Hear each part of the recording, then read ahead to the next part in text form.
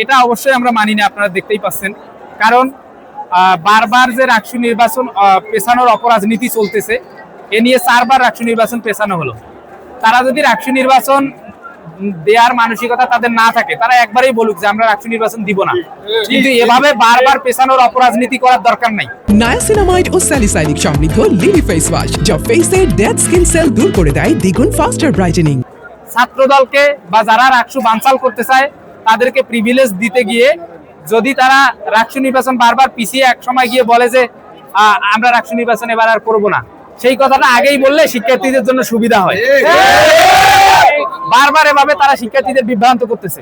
কারণ শিক্ষার্থীরা এই যে আগামী 25 তারিখ রাকসু নির্বাচন হবে কি হবে না এইটার দোলাচলে পরে অনেক শিক্ষার্থী ভাই বোনেরা বাড়ি গিয়েছে, আপনারা দেখতে পেয়েছেন। এই প্রশাসনের স্ট্রং কোনো ভূমিকা না থাকার কারণে সবগুলোতেই যেই সিন্ডিকেট তাদেরকে ব্যবহার করতেছে নির্বাচন পেছানোর জন্য, নির্বাচন বানচাল করার জন্য, সেই সিন্ডিকেটের ফাঁদে পড়ে গিয়ে তারা একটা দুর্বল ভূমিকা পালন করতেছে। আমার মনে হয় দৃঢ় ভূমিকা পালন করা দরকার। এবং এই 25 তারিখ যে এটা ছিল, এটা তো আগে থেকেই ঠিক করা ছিল। তারা এটার আমরা আগেই বলেছিলাম যে শর্ট অ্যানালাইসিস করে একটা তারিখ দেন, যেই তারিখ সবাই মেনে নিবে। কিন্তু এই তারিখ এমন তারিখ দিল, আবার এই তারিখে এসে প্রশ্নটা ফিরে এনে আবার তারা নাটক করা শুরু করছে। আমরা বলবো আমাদের 25 তারিখের রাকসু নির্বাচন যেটা পিছিয়ে দেয়া হলো, এটা অবশ্যই ধিকৃত কাজ হয়েছে।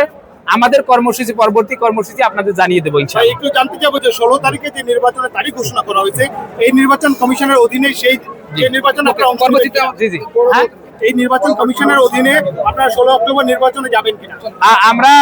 আমরা বললাম যে আমাদের পরবর্তী যে সিদ্ধান্ত, এখন তো আমাদের মিছিল চলতেছে, এই মিছিল থেকে পরবর্তী সিদ্ধান্ত, এখন আপাতত ডিসিশন আমরা মানি না। পরবর্তী সিদ্ধান্ত আমরা জানাচ্ছি ইনশাআল্লাহ।